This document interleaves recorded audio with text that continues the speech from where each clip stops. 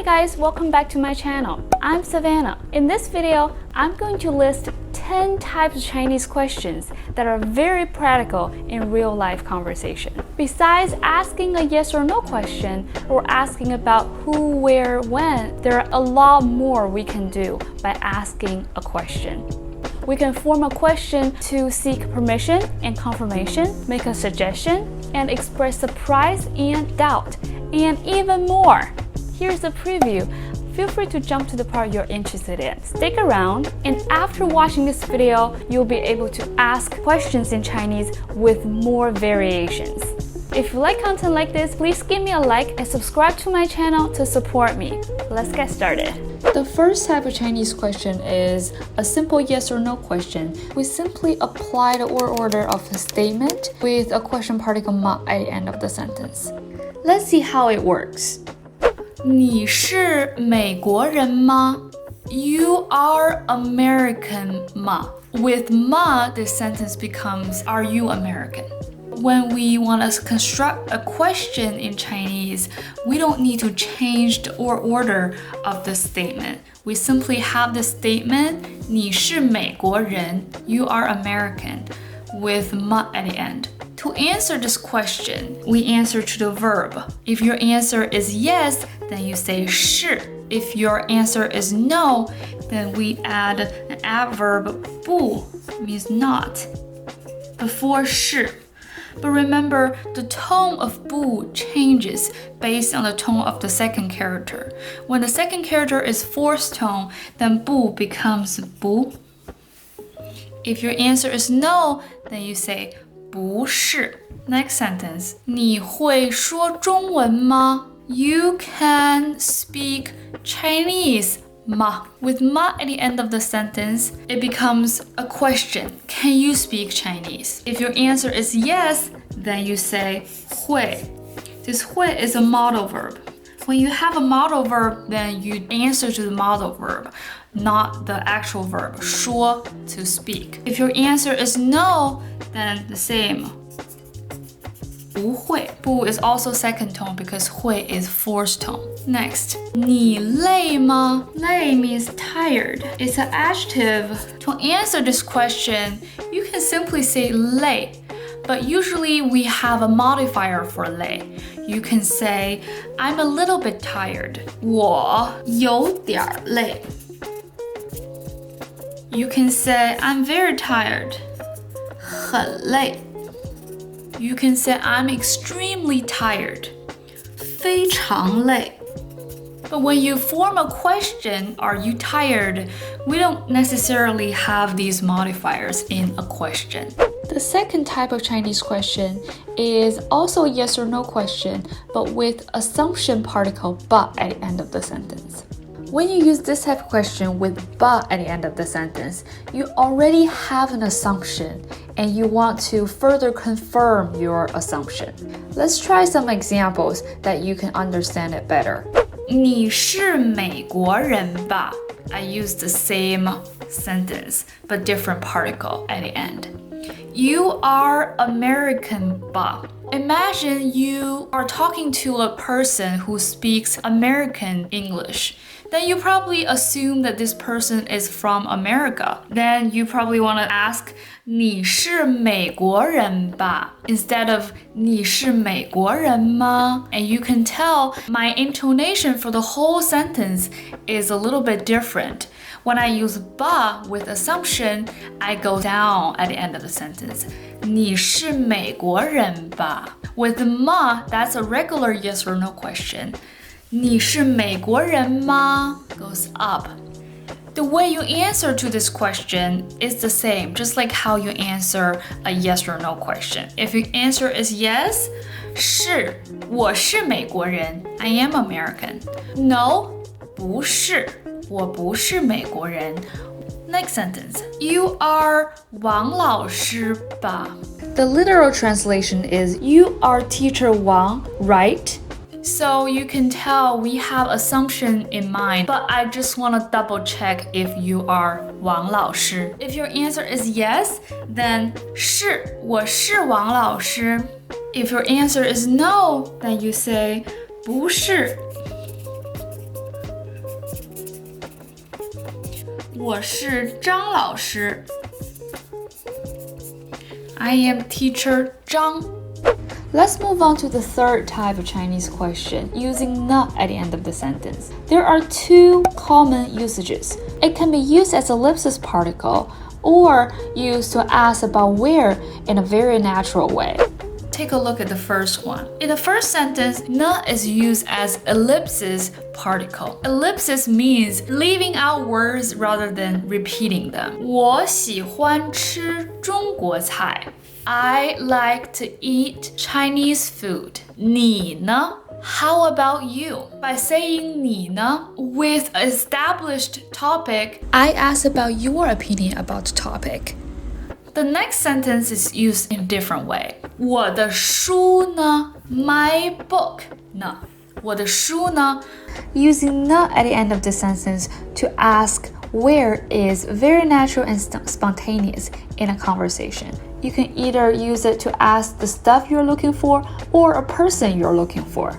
Let's move on to type 4, A not A structure. It's actually an alternative to type 1, the simple yes or no question using 么. A represents verb or adjective in a sentence. 你想不想去超市? You want, not want to go to grocery store. So basically, the way to answer a yes or no question is to answer to the verb. Then if your answer is yes, that's 想. If your answer is no, that's 不想. So for A not A structure, we simply just combine two answers, yes and no, together and keep the rest of the sentence. 你想不想去超市? You want or not want to go to the grocery store. Next one. 你喜不喜欢学中文? So here we have 不 not. This is A, not A. 喜欢 means like. But when A has two characters, for the first A, we usually omit the second character. So instead of saying 喜欢不喜欢, colloquially, we usually say 喜不喜欢. You like, not like, study Chinese. Next one. This sentence, A is an adjective. 饿 means hungry. 你饿不饿? You hungry, not hungry. Are you hungry? Let's move on to type 5. It's called alternative questions using 还是. 还是 means or. So basically, when I use this type of question, I'm asking you A 还是 B, A or B. But remember, when 还是 means or, it can only be used to ask a question. Or in a statement is 或者. 你想喝咖啡? You want to drink coffee? 还是 or 喝水? Drink water. You want to drink coffee or water. Next sentence. 你是本科生还是研究生? 本科生 means undergrad student. 还是 or 研究生 grad student. So answering this kind of question is easy. You just need to choose A or B. If you want to drink coffee, then you say 喝咖啡. You prefer to drink water, then you say 喝水. If you're a grad student, 研究生. If you're an undergrad student, 本科生. Let's take a look at type 6. We're halfway done. This is also a yes or no question, but with 了吗 at the end of the sentence. 了 is used to indicate the completion of action, so 了吗 is used to ask if the action in a sentence is completed. You can use this type of question to ask, did you do something? Have you done it yet? 你吃饭了吗? 吃饭 means eat food. 你吃饭了吗? Did you eat or have you eaten yet? If the answer is yes, we answer to the verb. Then you can say 吃了 But don't forget le, because le indicates the completion of action. To answer have you eaten yet, you want to say I have eaten. So don't forget to include le. If your answer is no, then we use may to indicate the incompletion of action. So 没吃. Remember that we don't use may and le at the same time because le indicates the completion of action, may indicates the incompletion of action, and these two meanings cannot occur at the same time. So you can either say 吃了, yes, I have eaten, or 没吃, I haven't eaten. 你做完作业了吗?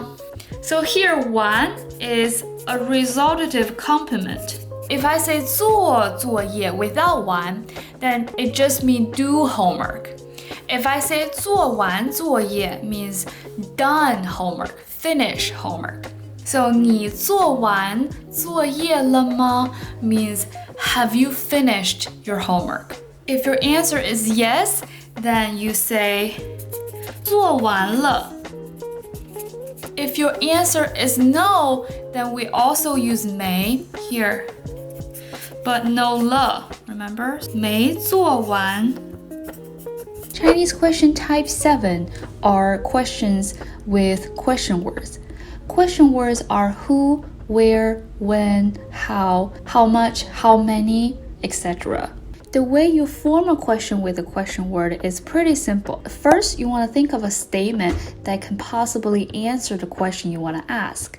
And then you want to identify the part you want to ask in this sentence. And then replace that part with a proper question word. I create a whole video showing you how to form a question with a question word and all the question words we have in Chinese. For more details and examples, please check out the link in top right corner. Let's move on to type 8. Tag questions. A typical tag question is a statement followed by a short question, usually to seek confirmation, permission, or give suggestions. Let's try some sentences. 你去过中国 means you have been to China. 对不对 A not A structure. 对 means correct. 对不对 correct, not correct. Is it correct? You have been to China. Is it correct? So this question is to seek confirmation. Next sentence. 我们一起去看电影怎么样? We together go watch movie. We use 怎么样 to make a suggestion at the end of the sentence. Means what do you think? 怎么样 is a tagged question. We simply have a statement. We together to go to movie. What do you think? Next one. 妈妈，我想出去玩，行不行? Mom, I want to go out to play. Is that okay? Seeking approval. It's a typical sentence that's said by a kid asking for permission from mom. And for this A not A structure as tagged question, you can also simply use 吗 at the end of the sentence. So this 对不对 becomes 对吗? 行不行 becomes 行吗?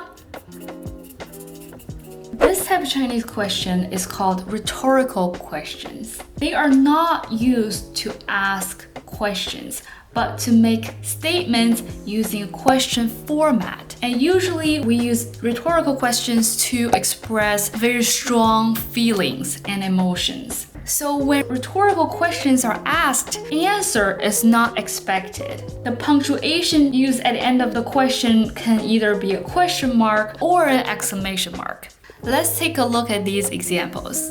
The first one, it's a little dialogue. The context is two people are waiting for another person to come. The person who's not there yet is late. A and B are waiting for this person. A says, 都几点了? 他怎么还不来? Le implies already, and 都 is used to emphasize. 几点 means what time. 都几点了? This sentence follows a question format, but when it's said in this context, this person is not asking about the actual time. This person is complaining, what time is it? Why is he not here yet? 他怎么 How come? 还不来 Still hasn't come yet. And B says, I offered 3 different responses, but they are all rhetorical questions. 谁知道 Who knows? 知道 No. Obviously not a question, right? The second type of response is 你问我 You ask me. 我问谁 I ask who. So obviously these two people are pretty angry about the lateness of their friend. The third type of response is 我怎么知道 怎么 is also a question word, means how to. 我怎么知道 I how to know. How do I know? Next sentence. 这么好的车 such good car 谁不想买 Who does not want to buy? 可是 but 咱们有这个钱吗？咱们 is a dialectic version of 我们 is often used in the north of China. 咱们有这个钱吗 It's a yes or no question, but it's also a rhetorical question.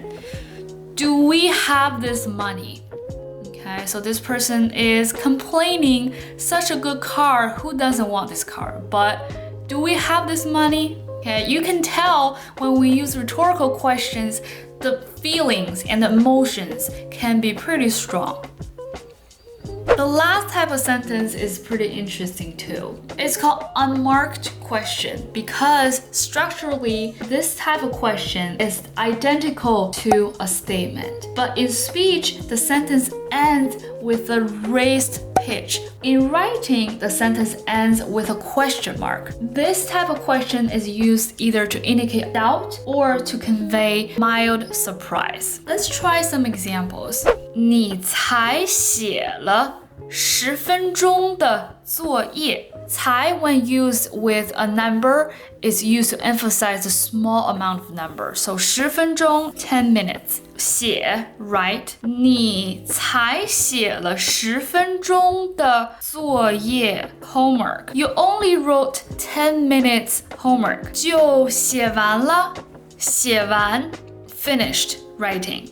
了 completion of action. If we look at the structure of the sentence, the format for a Chinese question, either a yes or no question or a question with a question word, is not applied here. It's simply just a statement, and we just raise our pitch at the end of the sentence, expressing doubt or surprise. In this case, maybe I doubt or I'm surprised that you can finish your homework within 10 minutes. The next sentence, 你今年 this year 才 also before a number, emphasizing a small number. 5岁 5 years old.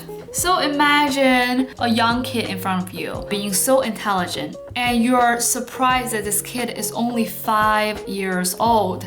Then you can say 你今年才5岁 Raised pitch. Next, the context for this question is pretty common.